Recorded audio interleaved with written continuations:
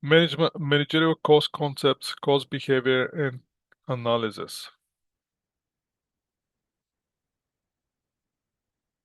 Since we have the main function or main activity for the managers, starting with planning, directing, and control, we're asking ourselves why do we need those activities, and we already established those activities is going to help us to achieve our goal. So make sure you have a goal before you start planning, directing, and controlling. The questions such as what cost is involved in our product.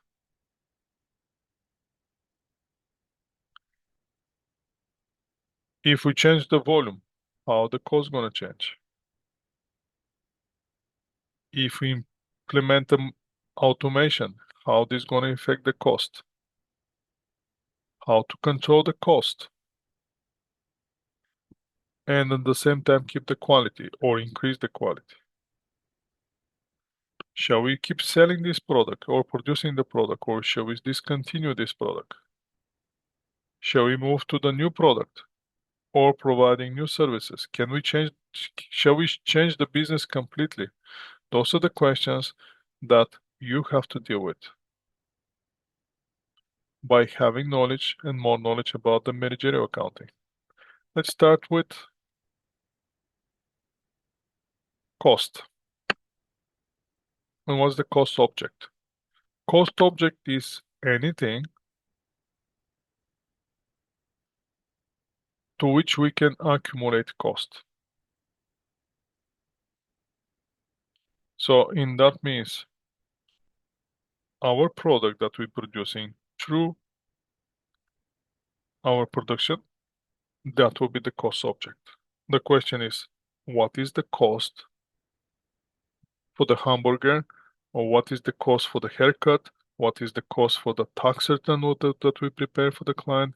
What's the cost of the house once we start building the house? So our cost object is the final product, which drives all the costs in order to produce that product. What kind of cost we're going to have? Well, we're going to have a product, obviously, cost, which are related to the cost object. Why do we need those costs? Because we need to have a product. And only because we have that product which we sell to our customers, that's why we have the cost.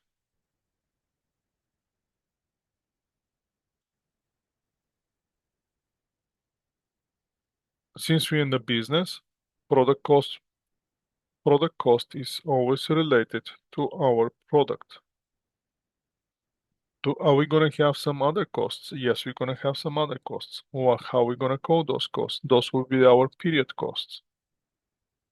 Why do we have the period costs? Are they related to the product? Not. They're not related to the product. Then what are they related to? They're related to the fact that we're operating business. We have to have administration, we have to have selling department, we have to have marketing, we have to have accounting department. They're supporting the business. Are they related to the product? No, they're not. So in the cost, in order to have our product, we have three costs. Inside the product cost, there are three costs. First one is direct material, second one is direct labor, third one is the manufacturer. Those are the manufacturing cost or product costs.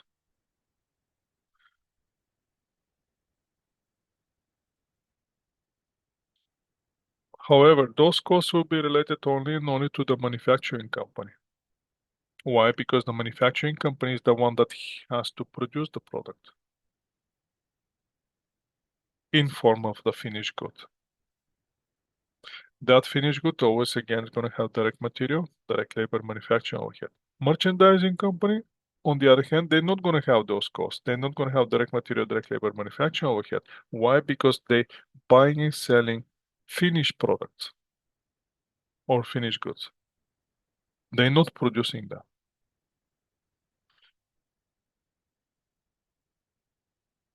So let's see direct material. What's the direct material? If manufacturing company, let's pretend we're a manufacturing company and we have to produce a product. First cost that we have to have is to buy raw material, because if you don't buy the raw material, we cannot do anything. If you want to make a bread, we have to have a flour. If we don't have a flour, but we have a shaft sitting in a baker that's sitting in our warehouse, he cannot do anything. So for that reason, we need the raw material, which comes first on the chain of the cost. Those are basic material, which are used for the manufacturing. They're directly used to our product and can be directly traced to our product. That's why it's called direct material, including flour for the baking, syrup for the bottles, steel for the making automobiles. Then we're gonna need, once we have the raw material, then we have to hire somebody to start working on that raw material. What will be that? That will be our employee, which can physically, directly and easily associated with the converting that raw material into the finished goods. Since they're physically and directly and easily associated and directly traced to the cost object, which is our product, we're gonna call all the costs for our employee, we're gonna call it direct labor. Direct labor is gonna include the legal staff in the law company, the mechanic in the car repair shop, and that will be the shaft in the bakery store. Then we're going to have the indirect material or manufacturing overhead. Manufacturing overhead will be the cost of the indirect material, indirect labor, and anything else which is directly related to our product. For example, let's go to the example that we have to produce. I want to produce bread.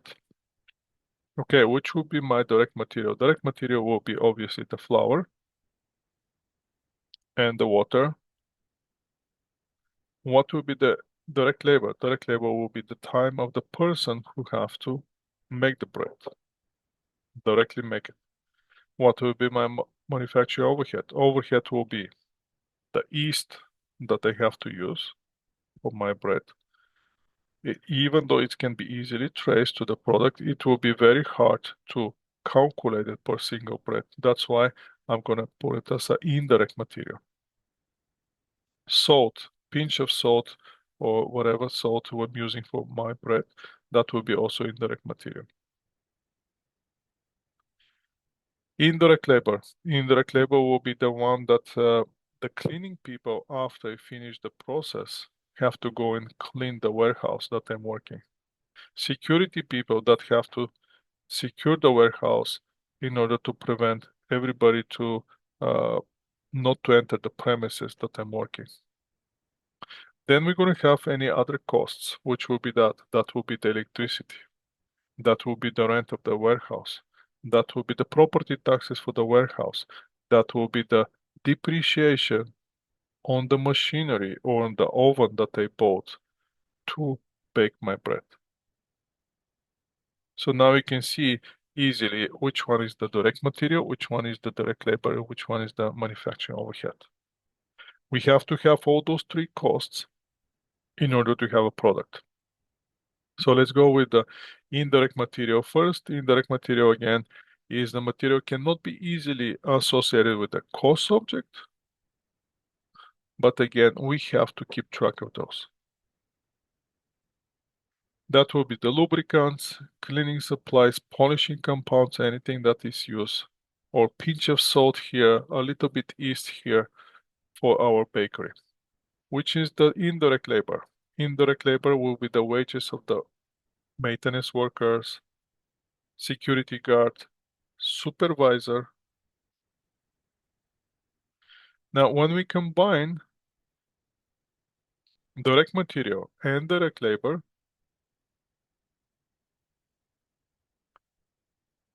that's going to give us our prime cost. Prime cost is called because comes first. Which comes first? Always direct material comes first.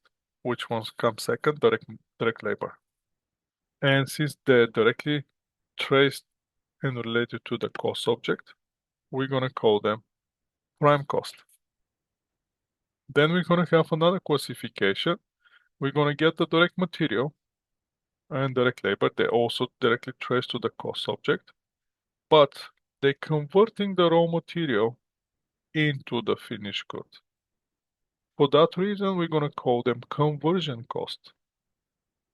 So now you can see that direct labor and manufacturing overhead are part of the conversion cost. The conversion cost is direct labor and manufacturing overhead. So here in the formula, we're going to see direct material plus direct labor. It's going to be prime cost. Direct labor plus manufacturing overhead is going to be your conversion cost. And there will be a question that's coming from here. Now, all the three costs are the product cost. So if the product cost is given to you, and if the prime cost is given to you, can you find the manufacturing overhead? Or how much is the cost of direct labor? Something like that. So let's see this question first. Which of the following is not element of manufacturing overhead? What do you think?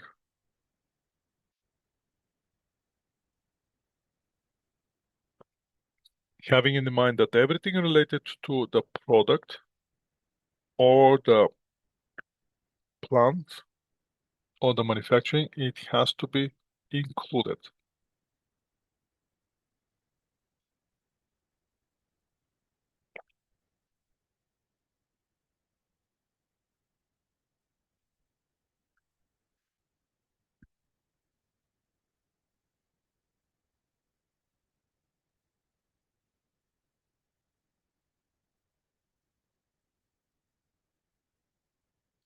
Any guests? Any suggestions? A? Yes, A will be the right answer. Why? Because the sales manager is not part of the production.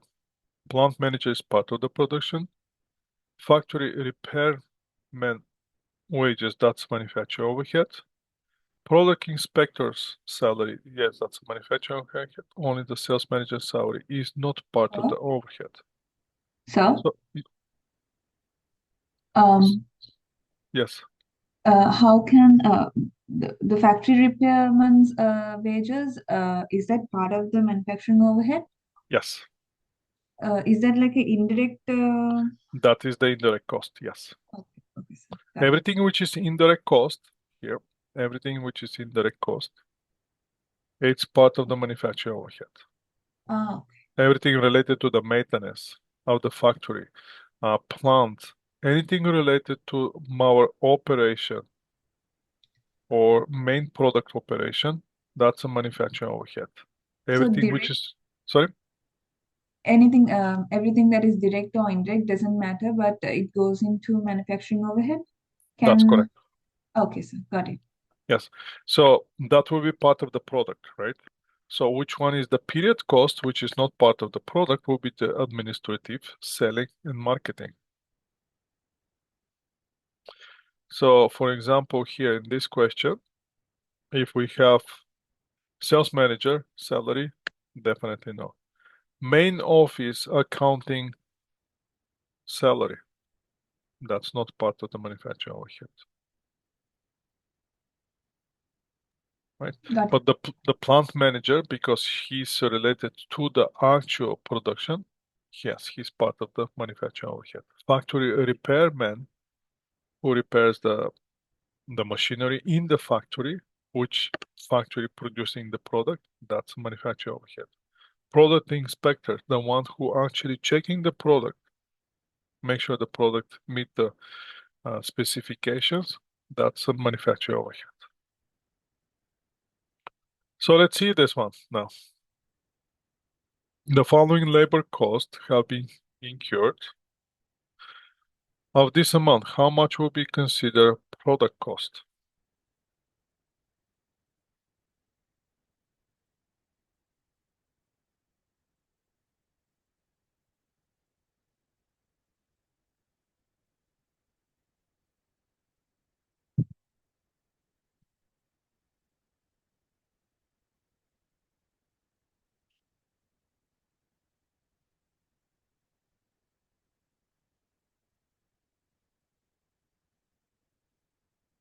What do you think?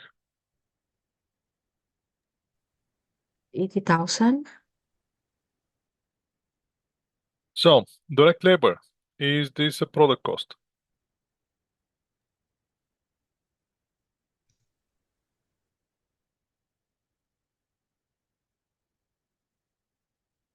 Yes or no? Yes. Yes. Indirect labor, plant, is that product cost? Yes. Yes. Supervisor salary, plant, is that a product cost? Yes. Sales commissions, is that a product cost? No.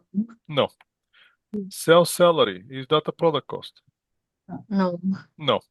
So is possible 820 to be our answer? No. No. No. So we have to deduct 200. If we deduct 200, that's 620. Mm. We don't have 620 as an answer, but that's not correct anyway. So we have to deduct another 140. If you deduct 140 from 620, that will be 480. 480. And that's how we get it. So one way is to calculate, add all the cost. The other one is from the total, eliminate the one who are not. Either way, you're gonna get to the to the right answer. So now let's go to the product versus period cost. How we should determine. Again, the product cost is part of direct material, direct labor, manufacturing overhead. If we have direct material, direct labor, manufacturing overhead, that's a product cost. What's going to happen with that cost? That cost is going to go as a product and going to stay in the inventory until we sell the inventory. Once we sell the inventory, it's going to become cost of goods sold. So since it stays in the inventory, product cost is also called inventoriable cost. It's going to become expense again once we sell it. Once we sell it, it's going to become cost of goods sold. Inventory is going to go down. Cost of goods sold is going to go up. Now let's see what's the period cost. Period cost is related not to the product. So that's non-manufacturing cost. Since it's non-manufacturing cost, we're not going to treat it as a product cost. And it's not going to go to the balance sheet as inventory. Where it's going to go? It's going to go directly as an expense on the income statement that we saw from the first part of the course. What will be that one? That will be selling marketing expenses, general administrative expenses, anything like that will be treated as a pure cost. So it's going to be directly related to our income statement. So from all the costs that we have in the company, we're going to split it by two. Product cost, period cost. Product cost will be the one that's part of our inventory. So it's going to go to the balance sheet. And as long as we keep the inventory, it's going to stay on the balance sheet. Once we sell it, we're going to move to the balance sheet into the income statement as a cost of goods sold. Where non-manufacturing cost or non-product cost will be directly expense. That will be the selling expenses, that will be the administrative expenses. Since the income statement is prepared for the period of time, those costs do not go directly to the income statement, are called also period cost. So let's see one thing here. The following cost has happened in this company. How much will be considered period cost? Direct material, is that period cost? No, sir. No, that's product cost. Direct manufacturing labor, is that No. period cost? No. No. Manufacturing overhead, is that period cost? No. No. Sales commission, is that period cost? Yes. Yes. Administrative salary, Yes. Yes. how much is 4 plus 16? 20. 20. Correct answer should be 20. 20. Now, since we saw one classification of the cost based on the product cost and the period cost, what we're going to do now is we're going to get the cost again and we're going to do a different classification based on how the costs behave. We're talking about the same cost. Okay, so for example, here we have $140, that's the total cost. But here we have a classification. What kind of cost is this? Based on the object. Is it direct? Is it product cost? Is it period cost? Product. No, that's the classification that we're making here. Now we're gonna get the same cost, 140, again the same cost, total cost, but now we're gonna do different classification based on how the costs behave. Make sense? So obviously we're gonna see different studies. We're gonna show a different classification. In this case, we're gonna chase only how the costs behave. Based on how they behave different ways. One is they behave as a variable cost and they behave as a fixed cost. Also, we have cost per unit and we have total cost.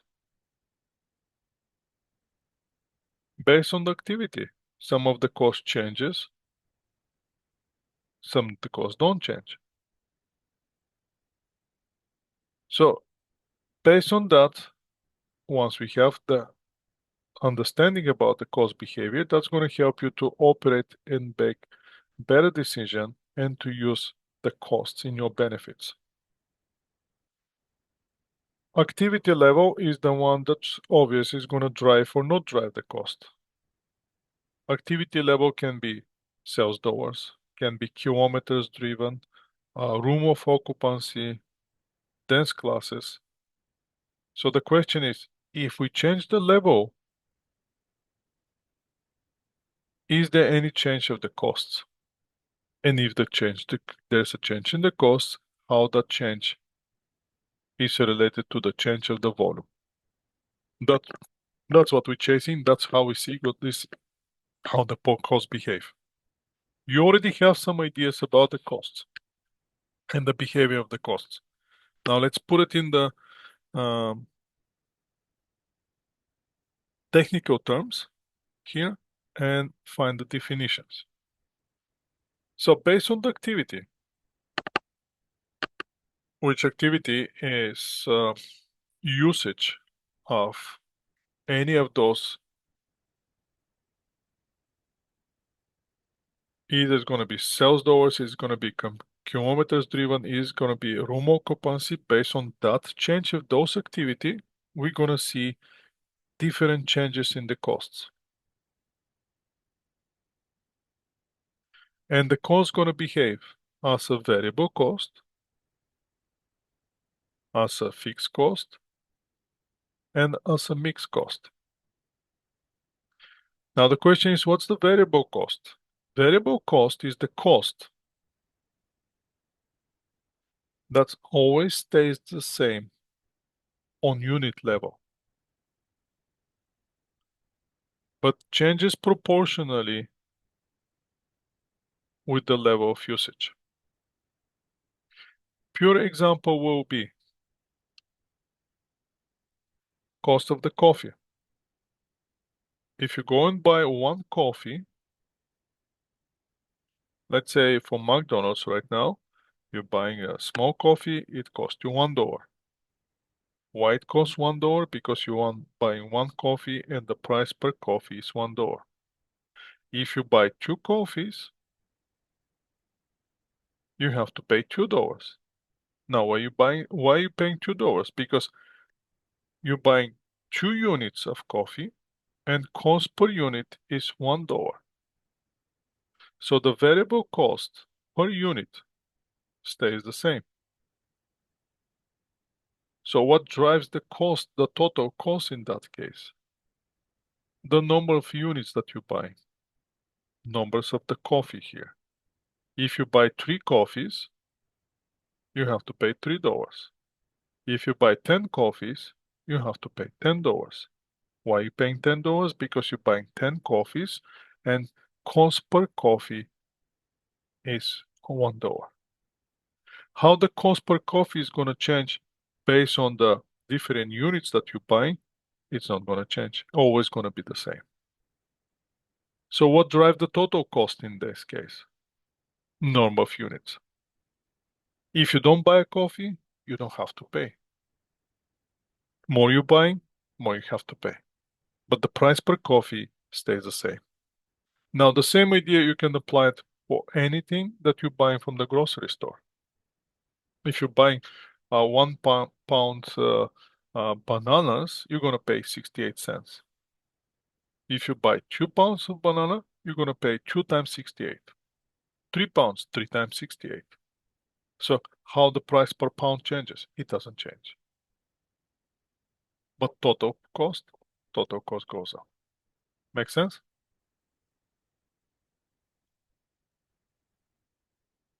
So let's see this example here. Company manufactured tablets that contains camera that cost $10. Now, what drives the cost for the camera that we have to use? Only the number of the tablets that we have to produce. If we stop our production, we don't have to pay for the camera. But if we produce one tablet, we have to install one camera, so the cost will be $10. Make sense? Now, if we produce 2,000 tablets, we have to pay $20,000. Why? Because we're using 2,000 cameras. Cost per camera is the same, but total cost goes up. If we produce 10,000 tablets, 10,000 times 10 will be the cost for the cameras. So, in other words, more we're using, more we're paying, but in direct proportion with the number of the units that we're producing. If we produce 8,000, we have to pay $80,000. Why? Because per cost per one unit is $10. Now, the cost per unit, however, it's stable. It doesn't change. One camera always gonna cost you $10. So can you predict your cost if you're producing 5,000 tablets? Yes, you can. Now let's see the fixed cost. Big fixed cost compared to the variable cost always in total always stays the same, regardless how much we're using it. Again, within the relevant range. Now the question is, what's the relevant range? We're going to come to that a little bit later. So, how can we interpret that cost? Total cost you can interpret as a cost for the rent. If you rent one bedroom apartment and one person living inside, let's say for one bedroom apartment you're paying $2,000. If one person lives in that apartment, how much would be the cost per person?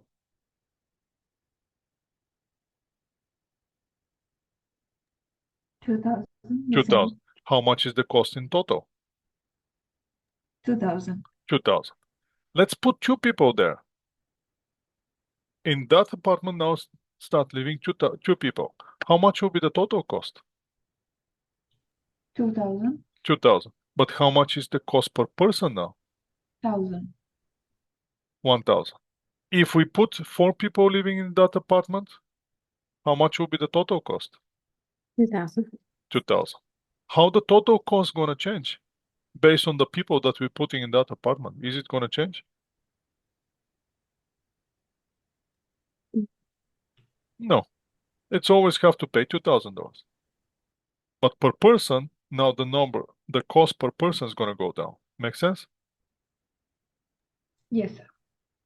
The other way that you can use this one is to understand it is how many of you buying Compass monthly pass? Are you buying Compass monthly pass? Yes. Yes. How much is the cost of that pass?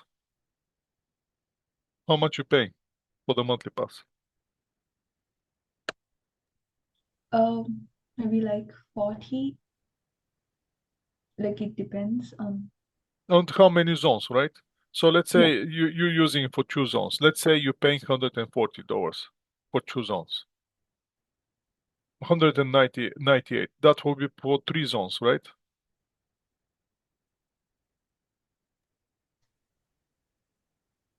Okay, Yes. so let's stay with the 3 zones. 3 zones, you're paying 198. Once you pay it, does it matter how many times you're gonna use the SkyTrain? No, sir. No. If you use the SkyTrain once, what's the total cost?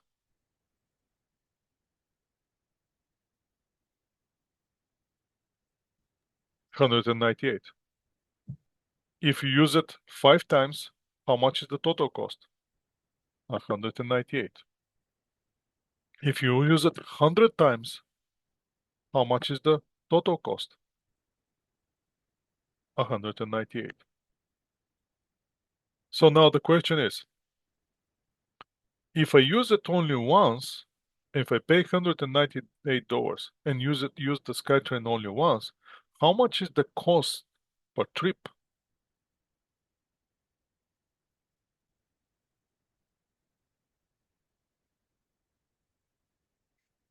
$198. If I use it 10 times, how much is the cost per trip? Same. No, per trip. Total cost will be the same. But if I use it 10 times, how much will be the cost for every single trip?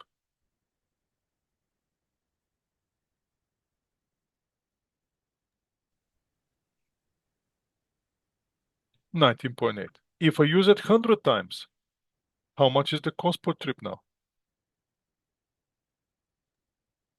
1.98. 1.98. So what's your objective here?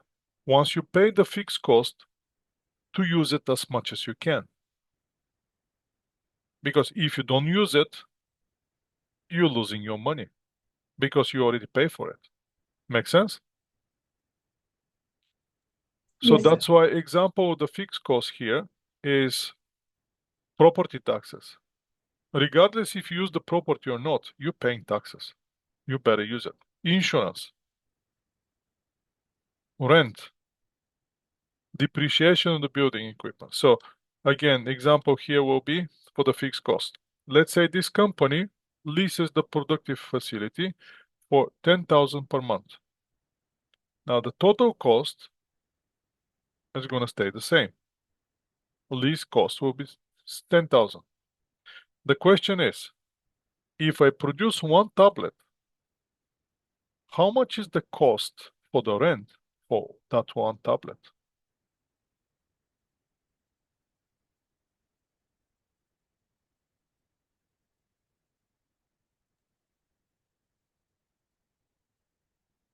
What you say?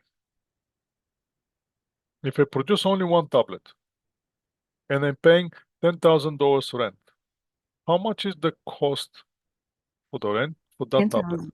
10,000. So, but if I produce 2,000 tablets, how much is the cost for the rent now related to the tablet? How much are we going to allocate to every single tablet? Fine. $5. If I produce 10,000 tablets, now the cost per tablet is going to go down. Make sense? So what's my incentive here? How can you reduce the cost per tablet for the rent that's coming from the rent? By producing more Producing tablets. more. So now, do you understand this? Yes. Okay. So how the costs behave? Fixed cost in totals always stays the same. Per unit always goes down. More you producing, less the cost getting. If I increase the level of production, my cost per unit goes down. But it's never gonna disappear. It's never gonna become a zero. Why? Because you already pay for it. It's already cost. Now the variable cost, again, will be the cost that will be vary based on the total, will be varied in total based on the activity level. And always gonna stay proportional with the changes of the level of activity. Where the fixed cost, on the other hand, is gonna remain the same in total.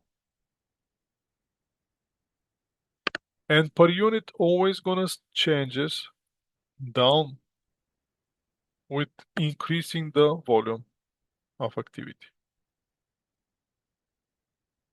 That's why when you buy a ski pass, you're not going one time, you're not making one run. You're making as many runs as you can. Because that's how you're gonna reduce the cost per run. Now we're going to the relevant range. What's the relevant range? Relevant range is related to the level of activity where the variable cost behave as a variable cost and fixed cost behave as a fixed cost. Now, since we don't have that level of that kind of exact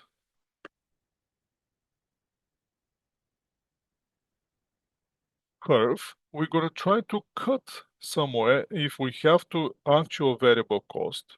If we're looking at the actual variable cost, we're gonna see something like this.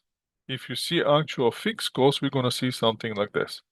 Now, the fixed cost here, if we get the rent, it's gonna be allocated to the 1 bedroom, 2 bedroom, 3 bedroom.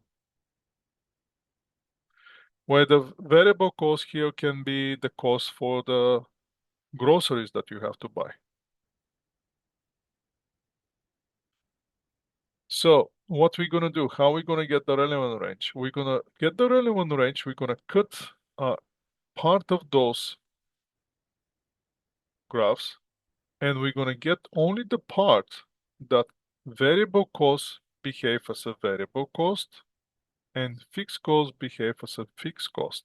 And we're gonna say from that many units to that many units, variable costs behave in this formula. From that many units for that many units, the fixed cost stays the same. And that's gonna determine our relevant range. So always check the relevant range and make sure that the question is within the relevant range. And then we're gonna have the third terms of the cost, which is called mixed cost. What is the mixed cost? Mixed cost is simply calculation between the fixed cost and the variable cost. Perfect example will be our personal life. Every month, in the beginning of the month, you have to pay rent, which is a fixed cost. And after that, you have to start buying the groceries. Now, the groceries are not fixed cost. There's a variable cost. On what they vary? They vary based on the food that you buy. More you buying, more you paying. Less you buying, less you paying. So how much is the total cost? Total cost always gonna be the rent that you're paying plus the cost of living, which is related to your groceries. So in other terms, the mixed cost always gonna have element of the fixed cost and the variable cost. Perfect example of this will be also your cell phone bill. You're paying the, let's say, cell phone bill with 1 gigabyte data. So you're paying $50 for 1 gigabyte, and every time when you exceed 1 gigabyte, that will be extra cost for you. So the extra cost will be the variable cost, or the variable component as part of the total cost. So the product cost can be either fixed, variable, and mixed. That's how we're going to divide it. The fixed will be the factory rent, factory equipment, plant supervisor salary. Variable cost will be direct material, direct labor. More we're using, more you're paying. Less we're using, less we're paying. The mixed cost can be factory utility cost.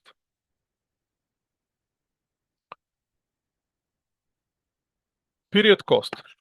They also can be variable and fixed and mixed. Fixed period cost will be CFO salary, head office equipment depreciation. Variable cost will be sales commissions. Mixed period cost can be head office utility cost. Now the question is how we can predict the cost. And one way to predict the cost is to use high and low method. Pay attention to high-low method. I'm going to test you on the high-low method on the test. So if we have a cost, we're going to classify it as a fixed and variable. And one of those approaches is high-low method. So we're going to use the difference in the cost between the high and the low level, which represents the variable cost. Since the only variable cost changes, we're going to use that approach. And then we're going to get the variable cost. And after that, we're going to work out to get the fixed cost. Again, first, on the level of changes between the high changes and the low changes of activity, we're going to use that difference to calculate the variable cost per unit. Once we get the variable cost per unit, we're going to get the fixed cost. Once we get the fixed cost, we're going to create a formula which is going to help us to predict the cost. So how this is going to work? Let's get this one, and I'm going to move to Excel spreadsheet. Now for the high-low method, since it's important, you have a separate video already posted for you. Please check that video with the calculation. I'm going to do the calculation here very fast. Just give me a second. I'm going to show you this.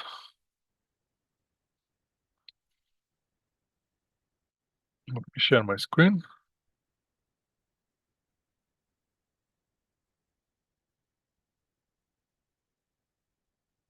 This is the information that we're chasing.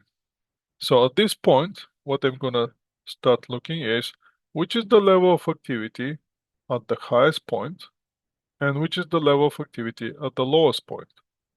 So I have January, February, March, April. Which month has the highest kilometer driven? February. We have January, February, March, April. Which one have the highest kilometer driven? April. April. The high point is April. What's the total usage of kilometers? 100,000, right? 100,000 kilometers in April. That's the highest level.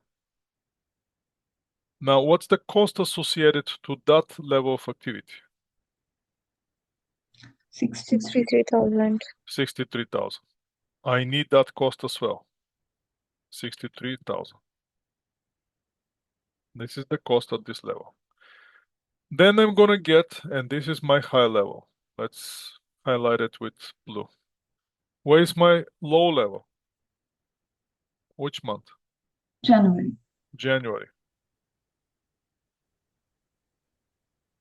How many kilometers we drove?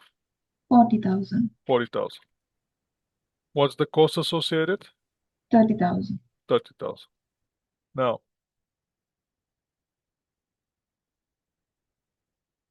we're gonna use that to our low method. That's the lowest. Let's go with red one. So once we have the high and low point, we're gonna find the difference between one and the other. What's the difference between high and low in kilometers? 60,000. 60,000. What's the difference in cost? 33,000. 33,000. So now we're saying this difference comes only and only of the component of the variable cost. So now we try to express the variable cost per unit. In this case will be per kilometer. So if I'm chasing cost per kilometer, what will be my nominator and what should be my denominator? If I'm chasing cost per kilometer. Is it total cost divided by kilometer? Total cost divided by number of kilometers. Yes, that's the only way I can get the cost per kilometer. Make sense? Yes. So I'm gonna get first total cost, but that will be the difference with the total cost. That will be difference in total cost will be my nominator, and my denominator will be difference in kilometers. Once I get those two, I can get the variable cost per kilometer. So how much my variable cost per kilometer then? My cost is 33,000, correct? My kilometers are 60,000. How much is the cost per kilometer now? 0.55. That will be equal to this one divided by that one. 0.55. Make sense? That's cost per kilometer.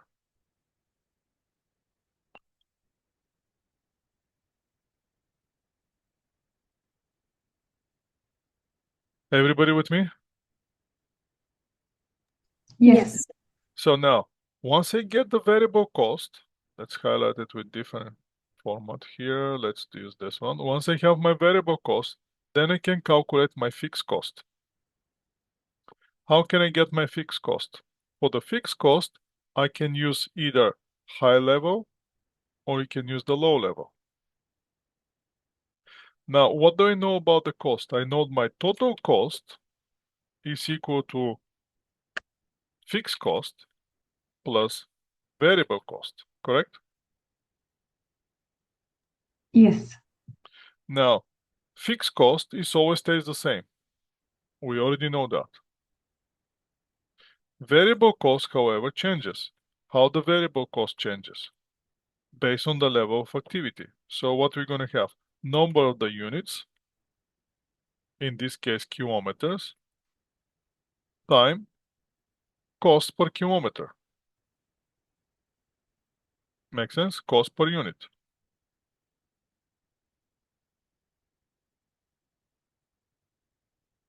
Does that make sense?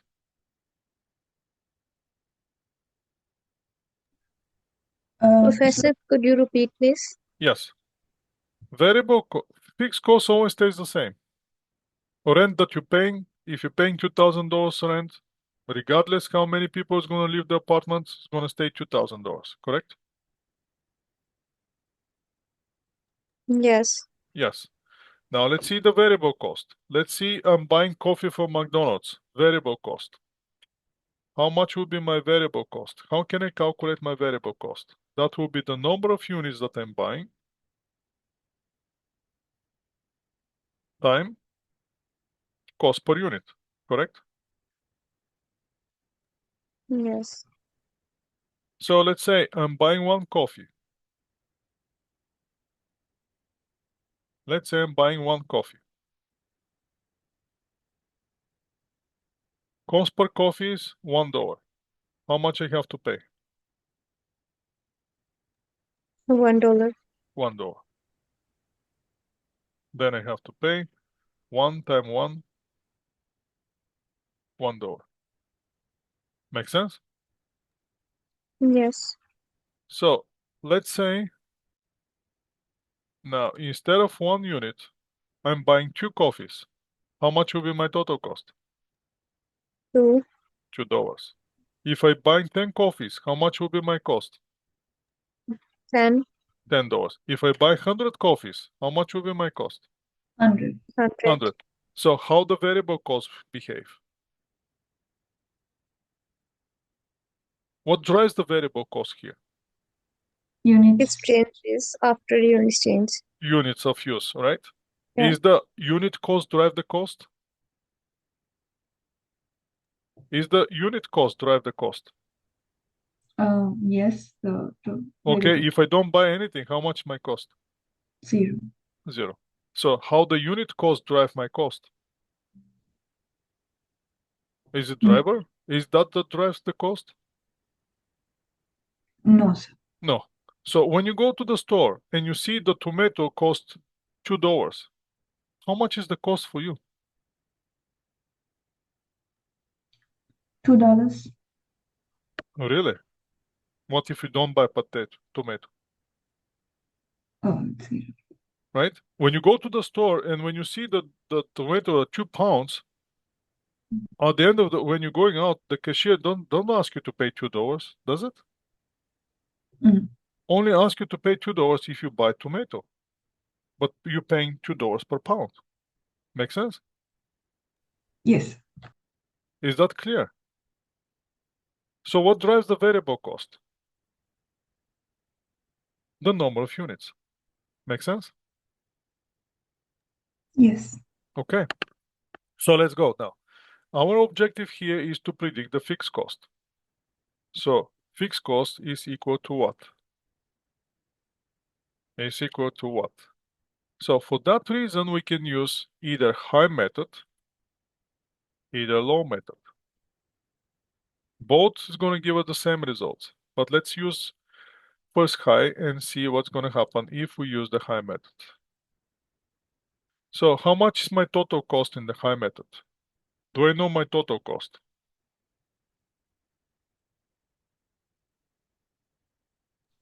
$63,000. It's 63,000. Do I know my variable cost per unit?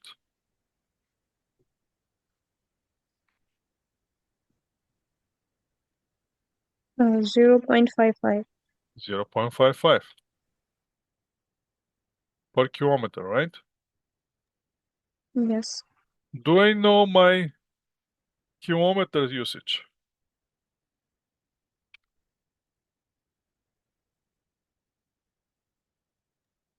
40,000. No. 100. 100,000 kilometers. Make sense? Yes. So the question is now, can I calculate? Let's put those. Well, let's get rid of this. Once I have all this information here, the question is, in the formula that I have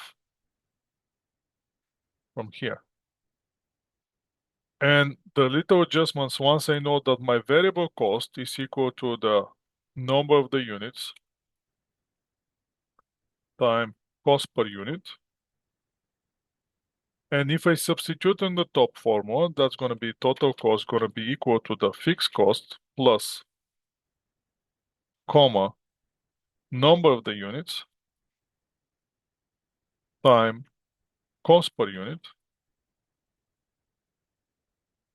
Can I start my substitution in this formula?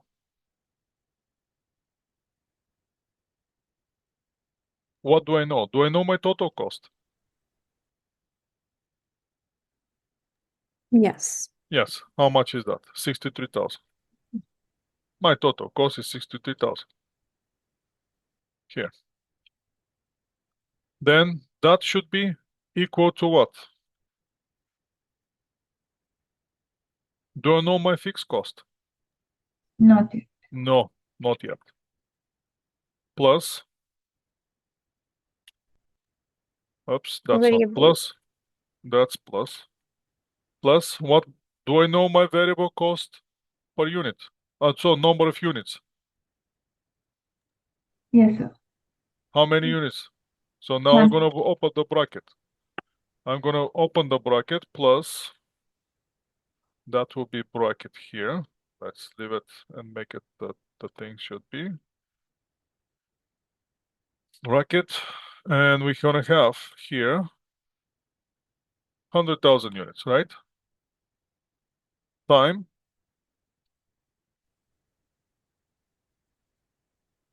0.55. 0.55. And should I close the bracket, right? Yes. So at this point, can I calculate my fixed cost? Yes. Yes. So what we're gonna have here? I'm gonna have 63 equal to fixed cost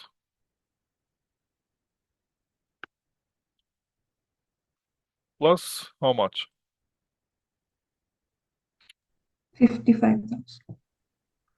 That will be this one time that one, time 55,000. Now that's a dollar amount, right? So how much my fixed cost? 8,000. Should be equal to this one minus that one, should be equal to, oops, not there. This one minus that one. Make sense? Yes. Okay. This is if we use the high point, right? We're using for this one, we're using the high point. Now let's start in using the low point. In the low point, what do I know? Do I know all those things? Yes. How much my total cost? 30,000. 30,000. How much variable cost per unit? 0.55. 0.55 per kilometer, right? Yes. How many kilometers use the machine? 40,000. 40,000 kilometers. So can I start my calculations? Yes. That will be the same, right? So what I have to change? In this situation, I'm gonna copy it, I'm gonna paste it here. What do I have to change now? 30,000 become my total cost. It's equal to the fixed cost, which I don't know. But that fixed cost should be equal to plus variable cost component is 40,000 kilometers times 55. So how much my variable fixed cost here?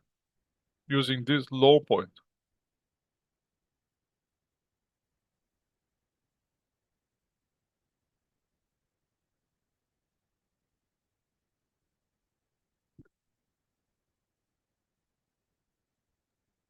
Can you see? Yes, sir. So how much my fixed cost using the low point? 8,000. Same. 8,000. Is there any difference? No. No. So in that case, doesn't matter which method, which point we're gonna use to calculate the fixed cost. Does it actually matter? No. No. So that's another proof of this, that it doesn't matter which method you're gonna use. Both methods gonna give you the same result. Make sense? Yes. And since we already see that and we already know that, then we don't have to do the both calculations. We can do only one. But for why we did this? For why do we need all this exercise? So in this formula, we can come up with the equation now. So next month, if I have to predict my total cost, can I predict my total cost? Can I write now equation which gonna help me to predict the total cost?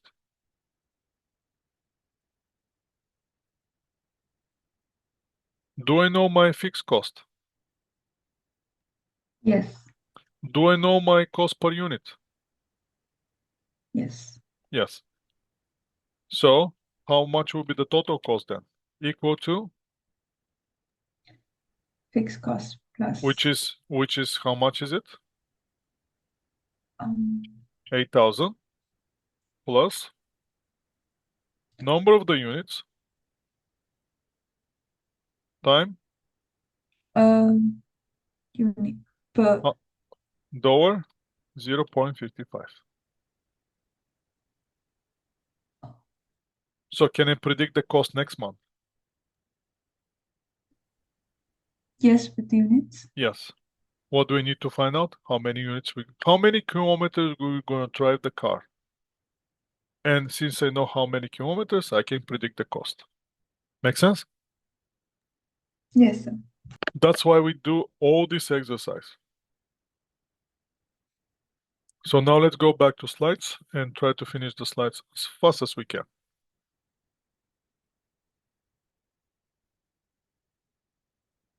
Again, from this point, once we get the differences from the high and low point, we're gonna find out that the variable cost per unit is 55 cents per kilometer. After that, either we're gonna use high point, either we're gonna use the low point. In both cases, we're gonna come up with the same fixed cost. Once we come up with the same fixed cost, we can draw the equation that the total cost, or in this case, the maintenance cost will be 8,000 plus 55 cents times number of kilometers. Now the question is, if the next month the car is drawn 45 kilometers, can we estimate the cost? Yes, we can.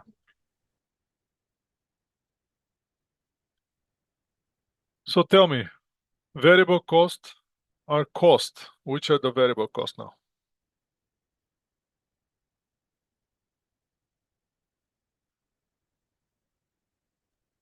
It's A Only A and B. and B. B. Okay. This question, do you want to do it by yourself or you want me to do it here?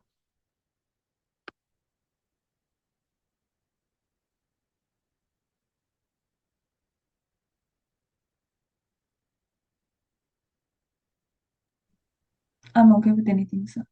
Sorry? No, I'm because okay. now we're running out of time. Um, if others are okay, we can do it by ourselves. Okay. I'm gonna let you do it by yourself. You have I'm gonna post you the Excel spreadsheet. You can do it by yourself. So the manufacturing cost on the financial statements. In the manufacturing cost, we're gonna have 3 accounts for the inventories when in manufacturing company. We're gonna have raw material, we're gonna have work in process inventory, and we're gonna have finished goods inventory. For the merchandising company, we're gonna have only one inventory account, which is the merchandise inventory account.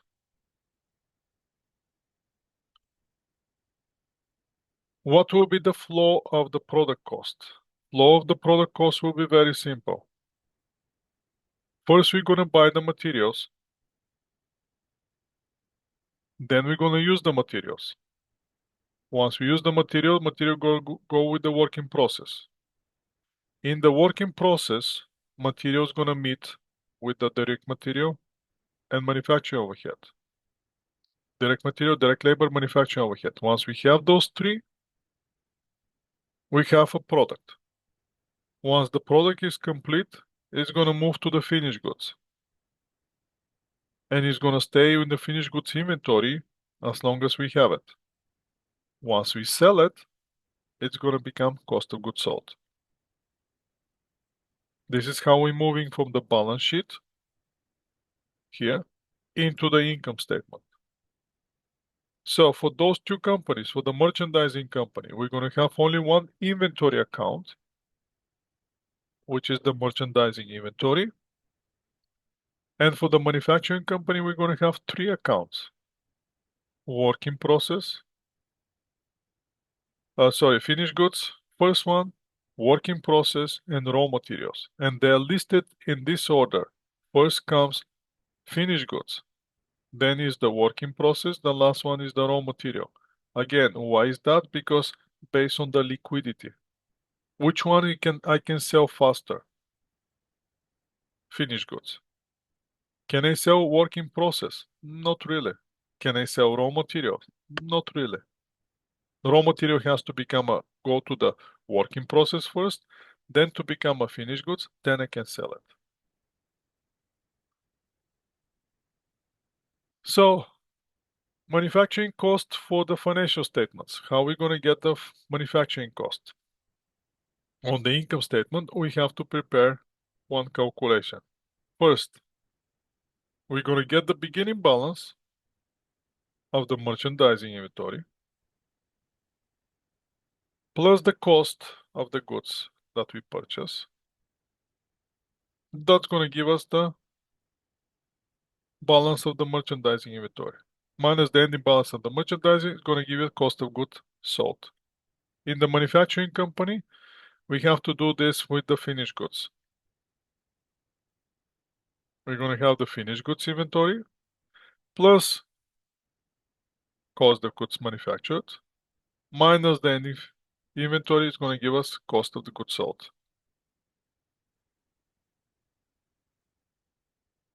I want to fast forward a little bit to see what's waiting for us. Okay, it's not that bad. So I can easily repeat this one in class, so don't worry about it. Now, what's important for you to understand is how we're going to get cost of goods sold. We're going to get the beginning balance of the inventory plus the purchases. It's going to give us how much we have available. Minus the ending inventory is going to give us cost of goods sold. For the manufacturing company, we're going to have same calculation, but we're going to work with a different account, not merchandising inventory. We're going to go with the finished goods inventory. Again, beginning balance plus the cost of goods manufactured is going to give us how much we have available, minus the ending inventory is going to give us how much we sold. This is another way to show it. Beginning work in process plus the total manufacturing cost, total cost of the work in process,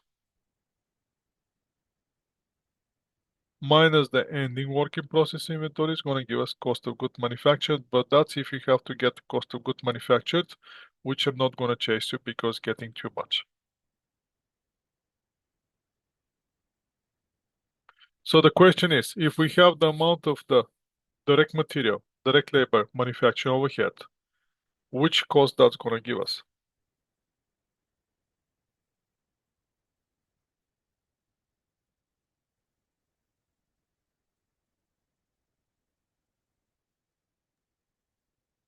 Total of manufacturing costs. Total manufacturing cost, yes. So how about this?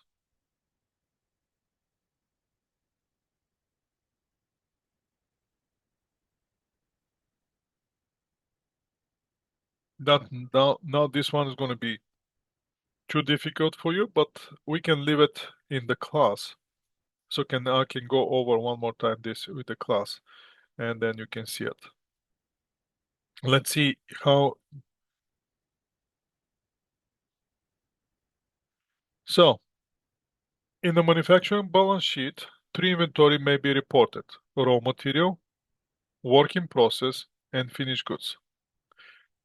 What's the order on the inventory that they appear on the balance sheet? Which one comes first, which one second, which one third? C. Which one? C. C. So you're telling me first is the finished goods, second is raw material, and the Raw third one is material.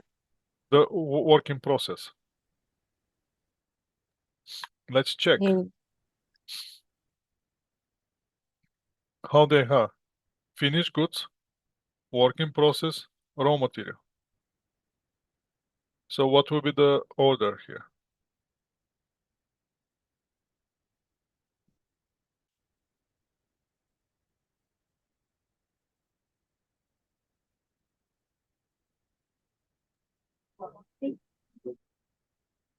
Are you still with C?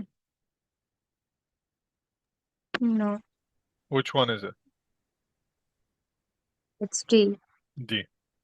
Yes, it is D. Okay, that's where I'm gonna leave you now. And there's one question. Here's the one question that I want you to check. This is a review challenge question. And this question, it may come on your second quiz. So please pay attention. I know it's the end of the class today, but pay attention to this question. Now that for the current period, prime cost were 195, conversion is 140, and the total product cost is 270. What's the direct labor, direct material, manufacturing overhead? So what do we know? We know that the prime cost is equal to direct material plus direct labor. We know that the conversion cost is direct labor plus manufacturing overhead.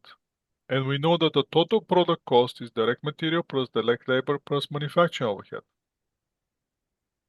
So if you have those three, how can you find each of them?